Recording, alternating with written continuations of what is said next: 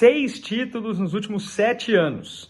É impressionante o que o Manchester City e o Guardiola têm feito com a Premier League, o principal campeonato nacional de clubes da Europa. É impressionante pelo número, né, por esse aproveitamento incrível do Guardiola, mas se a gente colocar em contexto, se a gente for olhar para a história do futebol inglês, né, o futebol inglês que vem desde lá do final do século XIX, o número fica ainda maior, fica ainda mais forte.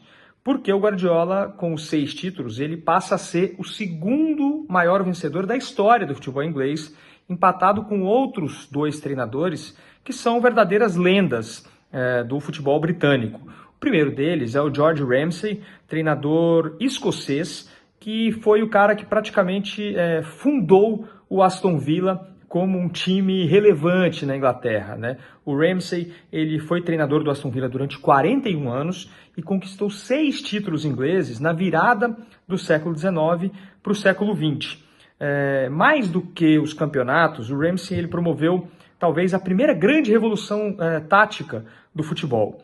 Ele fez com que o Aston Villa deixasse de ser um time, como todos os outros da época, que jogasse na base do chutão, na base da força física, e transformou o estilo de jogo do Aston Villa, daquele Aston Villa ali dos anos 1890, em uma equipe que tocava mais a bola, que se conectava mais, de forma mais rápida entre os jogadores. Isso a gente encontra em vários livros de história do futebol inglês, livros de tática, essas referências à importância do Ramsay naquela época e da importância dele para as mudanças táticas do futebol.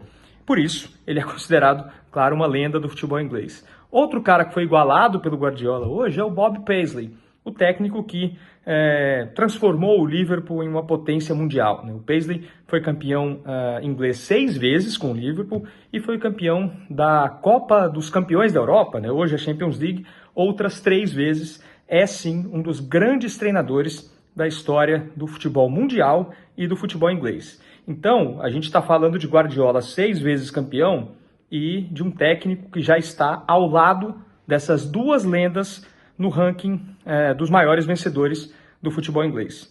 Quem é o primeiro? Sir Alex Ferguson. 13 títulos. 7 títulos a mais do que o Ramsay, do que o Guardiola e do que o Paisley. É um número tão impressionante que, mesmo sendo o Guardiola, parece que é difícil de alguém alcançar. Qual?